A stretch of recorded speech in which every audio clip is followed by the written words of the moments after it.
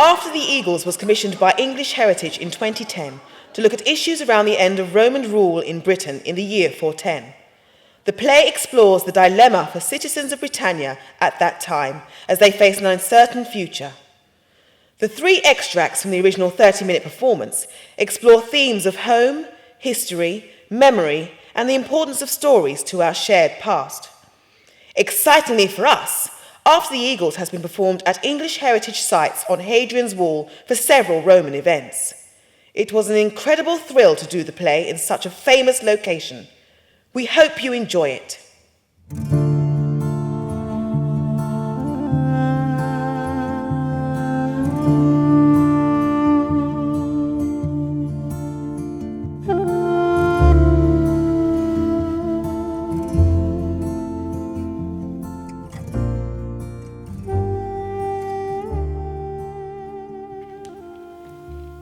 Picture an island on the edge of imagination. Its fierce people are tribal, no sense of a nation. Surrounded by sea, in a land unforgiving, they've worked hard on the landscape to eke out a living. They have village and hill forts, not cities or town. Their customs and history is not written down. On this far distant island where they spend their days, they have their own gods, their own laws, their own ways. And this island is rich with a plentiful yield of gold, timber and corn from mine, forest and field. The people are hunters, farmers, craftsmen and traders. And ready as warriors to see off invaders, to fight with brave fury, but little direction. The sea round their island offers better protection. Now imagine an empire that wants to expand. Its people united under one man's command. Its laws and its customs written down, regulated. Its greed and its purpose cannot be negated. Across this great empire, in all of its regions, young men are recruited to serve in its legions and trained to fight, not on their own, but together, to conquer all foes, all terrain, in all weather. And this island that many thought too far away will now be drawn into the empire's sway. So the eagles are raised up, the banners unfurled, and the legions take ship to the edge of the world. Their gods smile upon them. They land uncontested. A fort is constructed. The eagles are rested. Then battle is joined against tribes who, divided, are beaten, surrender, or wait undecided. To the eagles the victory! To the emperor glory. To the ordinary people, it's a different story. And so it begins, the Roman invasion. To some, it is progress. To some, occupation. The eagles move quickly, establish their bases, linked by roads that are measured in legionary paces. New settlements flourish, replacing the old, and a new breed of settler starts to take hold. New masters to follow, new rules to obey, a new language to learn, new taxes to pay. The years pass by since the eagles have landed. The settlers get greedy and more heavy-handed. When the eagles go west to fight turbulent priests, a full-blown revolt explodes out of the east. Roman cities are flattened with savage atrocity as Queen Boudicca's rebels attack with ferocity. Outnumbered, outmaneuvered, the eagles fall back. The rebels, relentless, give chase to attack. But the eagles have tricked them. It's all part of their plan. And Boudicca's rebels are cut down to a man. Our people defeated learn a Roman refrain. To the victor the spoils! To the vanquished the pain. The eagles campaign, and they do not cease. They make desolation, and they call it a peace. An uneasy peace, never too long enjoyed. The eagles in garrison wait to be deployed. New forts mean new markets for trade goods from Rome, to nourish the eagles and remind them of home. Slowly villages and settlements begin to recover, and Roman and Britain learn to live with each other.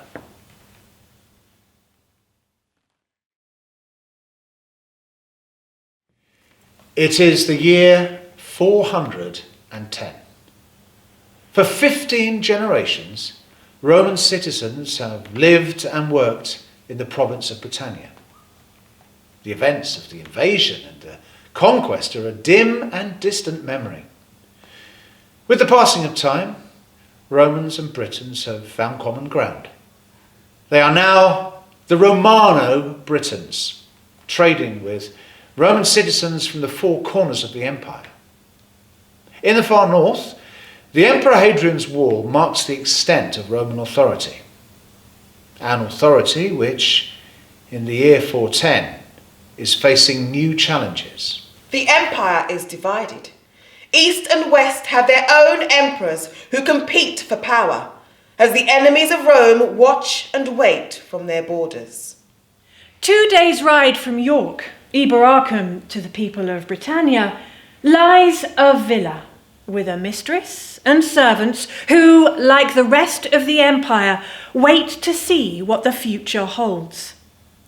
A visitor arrives with news.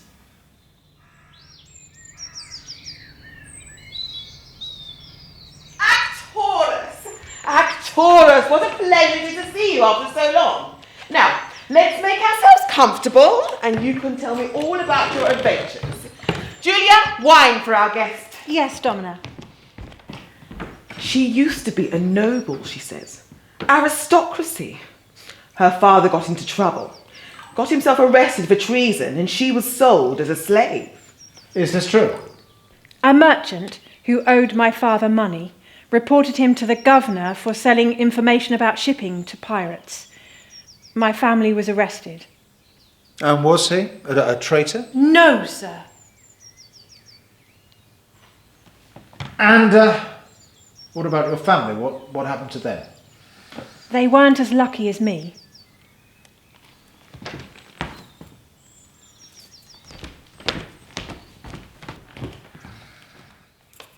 So, Actorus, the wanderer has returned. What adventures you must have had. My lady, you are too kind. I'm just an old soldier who's going home.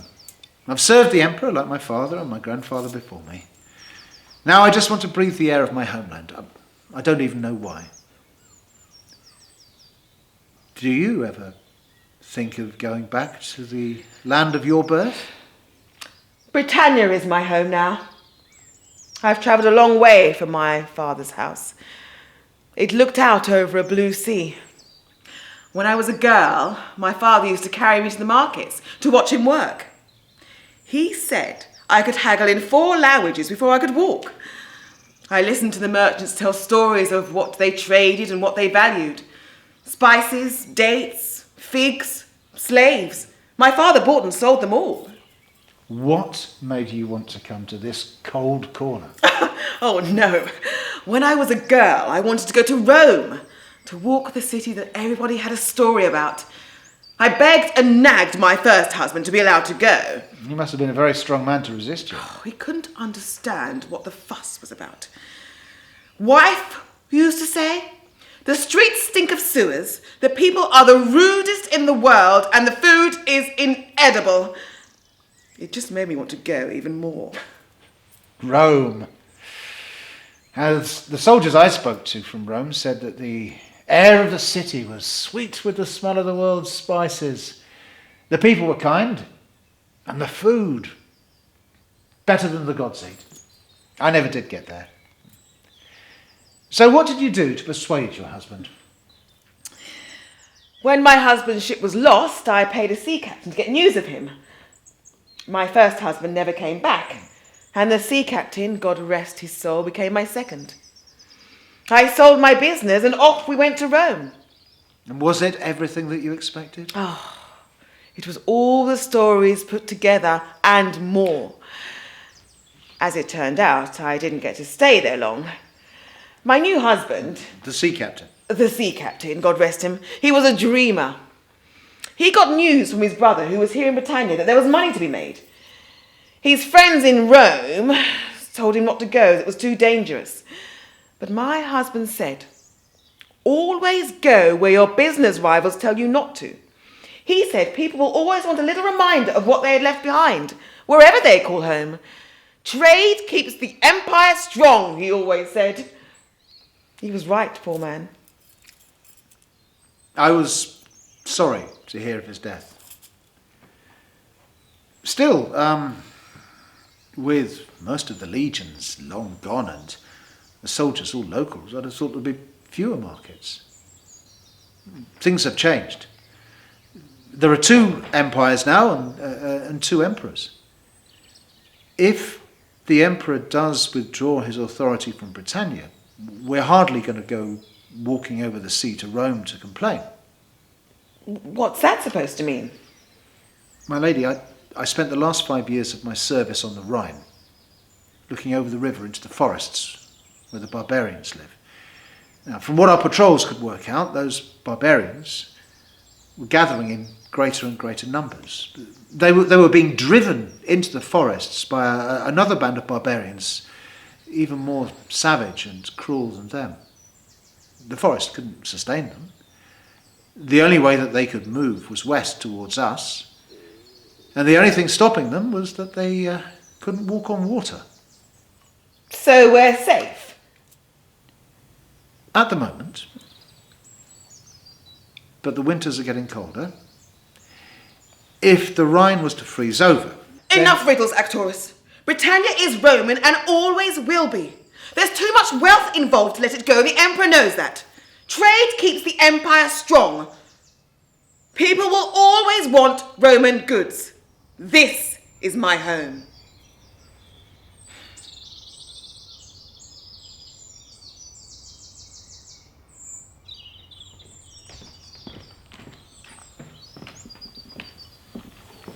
Where are you from? The north.